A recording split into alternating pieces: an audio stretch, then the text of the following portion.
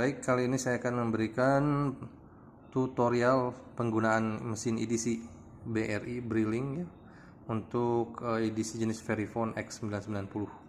Jadi tampilan awalnya begitu kita restart ya, atau kita nyalakan seperti ini, masuk ya.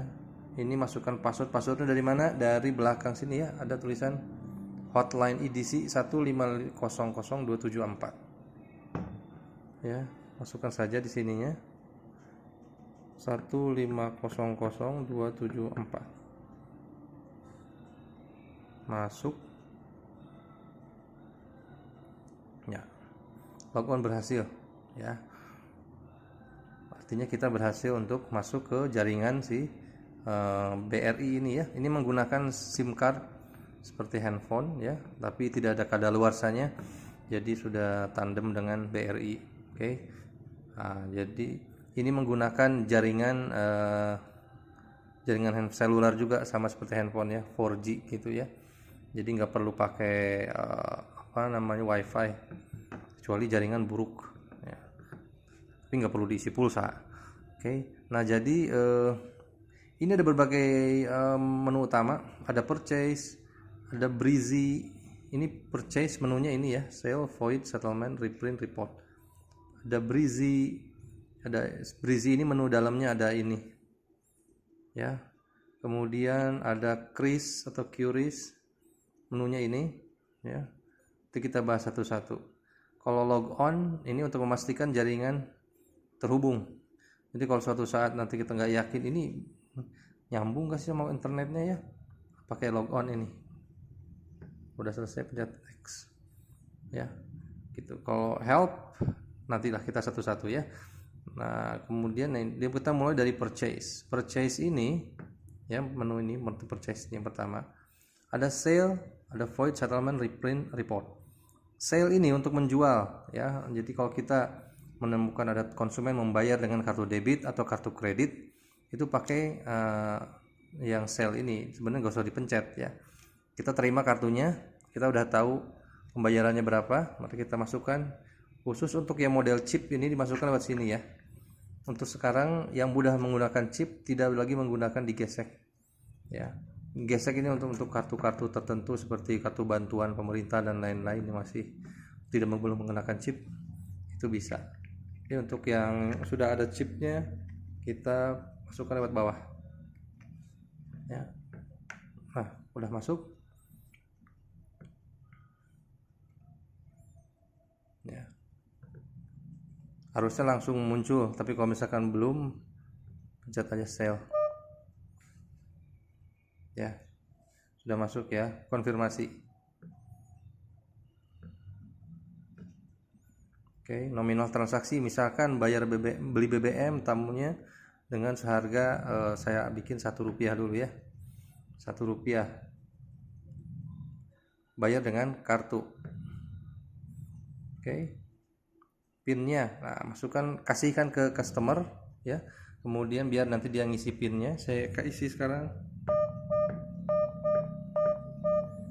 Kemudian confirm. Nah, nanti akan keluar ini ya. Satu ini buat customer ya, buat pelanggan. Buktinya apa nih, ada tulisan customer copy ya. Agak blur. Nah, customer copy ya, ini buat customer ya. Kalau misalkan dia meminta juga dengan struk pembelian liter BBM-nya ya, disatukan dengan ini ya. Kemudian print lagi buat buat kita pegang ya, buat operator punya sebagai bukti. Maaf sobek nih, harusnya tidak sobek ya, pelan-pelan ya. Nah, ini dipegang untuk kita ya, dan jangan sampai hilang. Simpan di tas Anda, pisahkan tempatnya. Oke. Tandanya apa nih? Merchant copy, ini sebenarnya tulisannya merchant copy. Oke. Nah, ini tadi sobek karena saya nyabutnya satu tangan ya, karena megang kamera satu lagi, maaf, jangan ditiru. Oke, ya, merchant copy ini kita simpan ya. Nah, setelah itu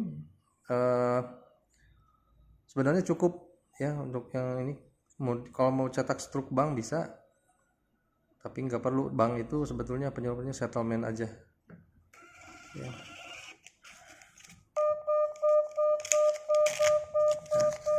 Ya, ini untuk bank copy, kasihkan ke bank ya. Setelah selesai dia pasti akan minta untuk dicabut ya gitu. Oke, jadi printnya bisa, harusnya sebaiknya 3 kali ya, tapi kalau misalkan bank tidak membutuhkan ya tidak perlu. Kita yang pasti pegang yang untuk ini aja, merchant copy-nya saja ya, merchant copy. Oke, dan selesai ya. Kemudian nah, kalau misalkan nanti kita ternyata mau ngeprint lagi setelah tamunya berangkat ya, kita lupa ngeprint buat yang kita, reprint aja ya, chat lagi. Ini untuk ngeprint transaksi terakhir bisa ya. Ini last transaksi berarti transaksi terakhir yang kita tadi print, yang tadi apa, transaksi di mesin edisi ini ya. Bisa juga ini pencet any transaction berdasarkan nomor tracingnya gitu. Nomor tracingnya itu dari sini, tracing tuh, trace ya, TRACE. Nah ini nomornya, yang di input hanya angka yang di setelah angka nolnya aja ya. Misalkan ini 31, berarti 31 saja gitu ya, kalau mau ngeprint lagi itu ya. Last transaction, pencet transaksi terakhir. Nah ya, kita cabut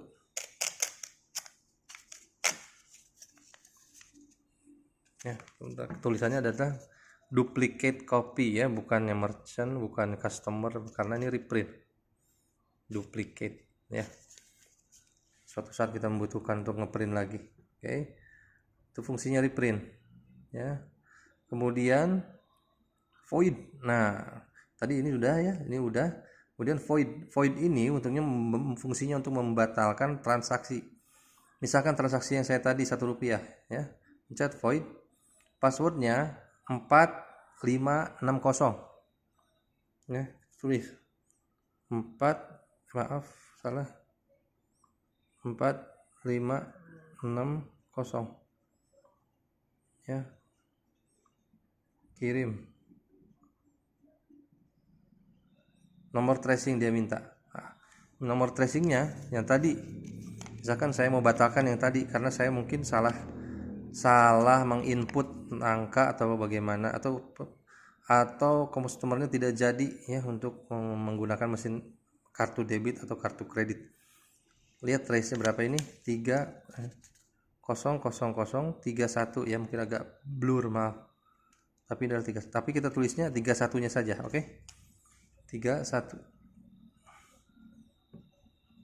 kirim ya, benar ya, Rp1. Oke, kita gagalkan transaksi. Nah buktinya adalah ini. Nah ini harus dilihat ke customer ya.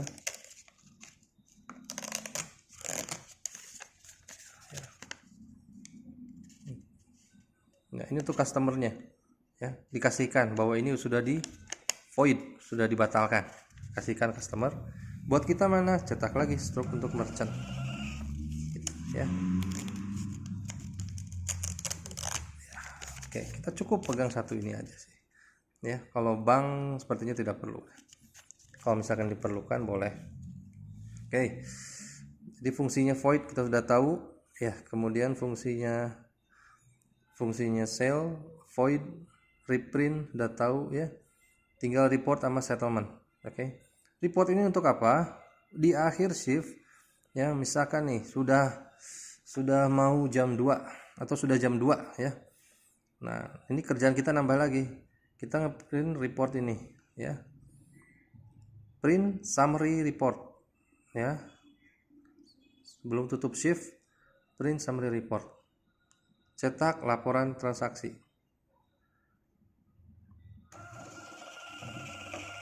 Nah ya, nanti akan keluarnya seperti ini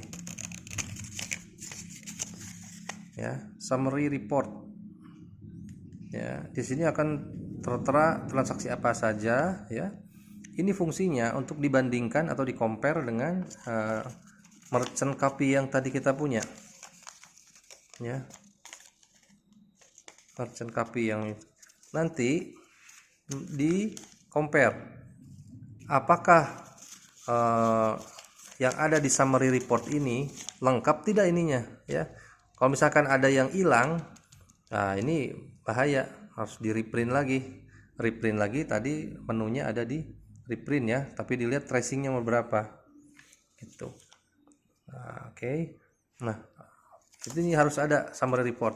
Kalau sudah klop jumlahnya, semuanya ada, nilainya juga sudah sama ya, nanti di checklist gitu ya namanya ada. Kemudian baru kita pencet settlement ya. Ini untuk laporan ke bank. Agar apa pencet ini? Agar dibayar oleh bank ya. Kalau kita tidak settle, maka tidak akan dibayar oleh bank. Gitu. Makanya setiap akhir shift report, kemudian dicek, kemudian pencet settlement. Ya. Kita pencet passwordnya apa? Tadi sama 4560.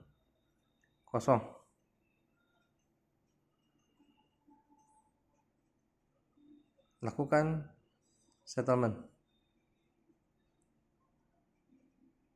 Data tidak ditemukan. Karena apa?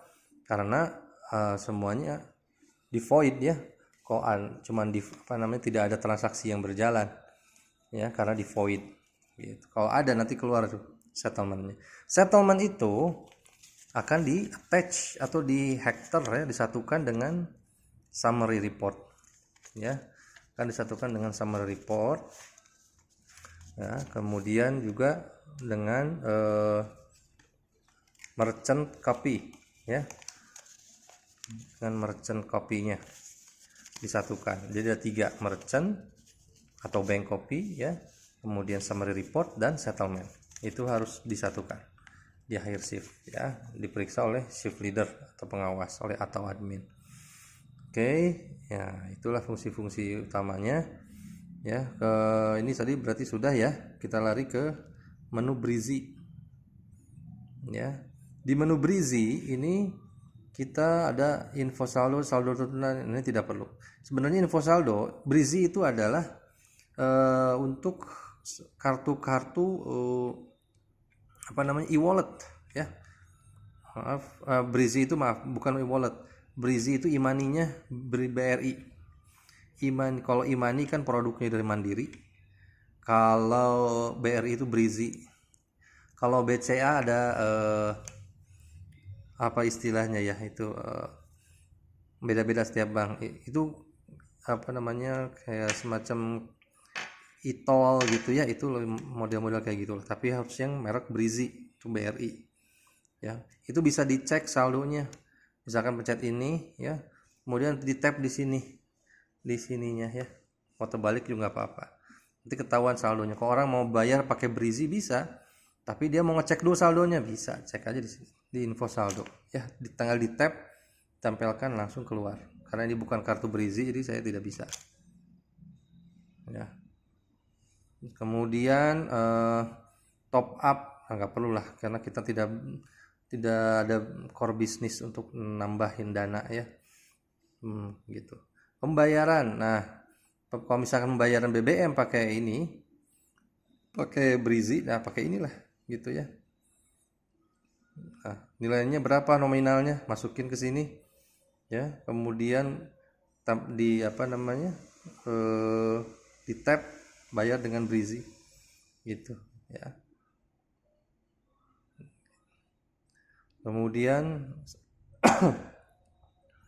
nah voidnya sama seperti seperti sale tadi, kartu debit kredit. Kalau mau di cancel pembayaran pakai Breezy-nya pencet void ya gitu. Kemudian pada akhir akhir shift ada settlement juga ya. Sebenarnya kalau untuk purchase dan Breezy itu bisa disatukan, settlementnya akan keluar dalam satu summary report ya. Kemudian menu lainnya sama, reprint mengeprint ulang cetakan yang tadi yang keluar, kalau misalkan bayar dengan Breezy ya, reportnya. Nah, sama. Jadi ada summary-nya ya, sama seperti yang tadi. Ada summary dulu, udah selesai summary, langsung kita settlement untuk yang Breezy ini. Ya. Kemudian ya kurang lebih ini print long nggak usah lah ya. Yang penting yang umum-umum saja. Oke, lanjut ke QRIS atau Kris ya. Kris ini kita generate QR ya. Kalau jadi dia punya aplikasi khusus kayak semacam Kris itu untuk model-model e-wallet ya, e-wallet seperti Dana, GoPay ya, dia punya aplikasi Dana, aplikasi GoPay, OVO ya, dan lain-lain seperti itu. Dia mau bayar pakai di akun punya dia. Nah, maka generate QR-nya dulu. Nilai transaksinya berapa ya? Misalkan Rp1 chat ini ya. Kemudian cetak QR. Itu kan keluar model seperti ini ya. Ini tapi berbatas waktu ya, batas waktu, nggak boleh lama-lama ngetap. Jadi dia akan pakai kamera dianya ya untuk di scan, nanti dananya masuk ke kita gitu ya. Dan itu bisa cetak stroke-nya setelah selesai ya, seperti itu gitu ya. Kemudian jika ingin void, membatalkan transaksi dan QRIS refund, ini sama dengan void, cuman untuk Kris ya, untuk QRIS ya. Ya sama seperti void, jadi dibatalkan, tinggal masukin passwordnya 4560 ya, berapa gitu ya, 4560.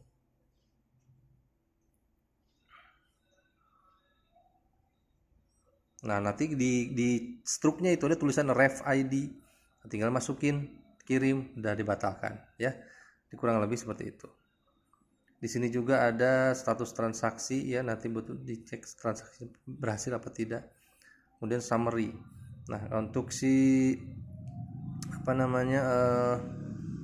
QRIS ini ya, Kris dan sel kartu kredit sama, dia akan muncul otomatis settlementnya bareng ya, ini dengan ini. Kalau Breezy, mohon maaf tadi saya koreksi ya, Breezy itu tersendiri ya. Tuh, dia punya report sendiri, punya settlement sendiri ya, jadi terpisah. Kalau purchase, sale ya, dengan kartu kredit atau kartu debit, dengan QRIS sama barengan, jadi bisa settle bareng ya. Saat sekali pencet settlement di menu ini ya, bareng sama QRIS-nya. Tapi kalau Breezy terpisah, hati-hati ya, jangan sampai kelewat. Jadi semua harus dicek apakah ada pembayaran dengan kartu kredit kah, atau dengan Kris kah, atau dengan Breezy kah gitu ya.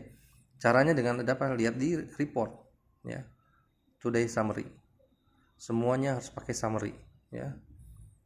Jadi nanti untuk yang kartu kredit, kartu debit report ya, kemudian yang Breezy juga report ya, kemudian yang Kris juga report. Kalau ada nilainya, kalau nggak ada 0 ya, kosong. Itu harus dicek, karena takutnya teman kita melakukan itu, kita nyangkanya nggak ada Kris, nggak ada Breezy ya, taunya ada, ya, bahaya. Setelah itu baru masing-masing disettle. Kalau Kris dengan kartu kredit, kartu debit di sini settlenya. Kalau Breezy terpisah, dia punya sendiri settlementnya ya. Ada report dulu, summary, kemudian settlement. Oke. Right, lanjut lagi ke menu logon ya. Ini untuk apa? Untuk memastikan bahwa kita terhubung dengan internet ya. Itu aja. Kalau help untuk apa? Maaf. Pencet kalau help, kita lihat menunya. EDC checking thermal request. Yang banyak digunakan adalah thermal request. Ini artinya apa? Kalau misalkan kertas ininya udah mau habis, tandanya mau habis apa? Di sini ada tanda warna merah di ujung pinggir-pinggir sini ya. Warna merah udah mau. Nah, itu langsung siap-siap untuk kartu thermal yang baru. baiknya nanti kita sediakan di sana juga. Tapi kalau misalkan memang habis, kita tinggal minta ini, namanya siapa, nomor HP PIC-nya ya, nama saya, nomor HP saya, jumlah rollnya berapa, tinggal disubmit, nanti akan dikirimkan datang dia ke sini ya. Kalau edisi checking ini kalau ada kerusakan, kita bisa komplain apa kendalanya ya, nggak nyambung atau apa, di sini jadi langsung di alat ini, nggak usah pakai telepon-teleponan. Tes koneksi ya, wifi kan tidak ada ya, koneksi tidak terhubung misalkan. Nah, mulai tes koneksi bisa aja. Nah ya, SIM cardnya ada ya, provider Telkomsel. Oke, tes koneksi berarti connect ya dengan SIM card, karena kita pakai SIM card ya. Kemudian user guide nggak usah, pengaturan juga nggak perlu ya, karena ini sudah diaturkan. Oke ya, itu aja mungkin secara singkatnya. Semoga bermanfaat dan dipelajari, dibaca lagi, dilihat lagi videonya kalau misalkan lupa. Kalau ada yang mau ditanyakan silahkan, kalau ada yang mau dikoreksi dari penjelasan saya juga silahkan, siapa tahu saya ada yang kurang ya. Ini untuk ngecasnya pakai Type C, ini untuk mode save, hemat daya layar ya. Kemudian ini untuk gesek, nggak dipakai untuk yang chip ya. Ini modelnya dan labelnya. Oke, saja jangan sampai kena air, tentunya sama seperti handphone, meskipun ada kamera tapi tidak perlu digunakan ya. Ini baterainya, dan ini untuk membuka ininya ya, kita tinggal tarik aja gitu, gampang. Dan mengisinya itu ingat posisinya harus seperti ini ya. Nah, jadi gulungannya ke sini. Kalau misalkan baru diisi, maka tarik sedikit, kemudian kita tutup, cepit, sisanya kita buang, baru dia bisa ngeprint lagi. Oke, tinggal dibukanya gampang, tinggal ditarik aja, tek belakang ya. Oke, selamat bertugas. Semoga penjualan semakin meningkat dengan adanya fasilitas baru ini ya. Terima kasih. Assalamualaikum warahmatullahi wabarakatuh.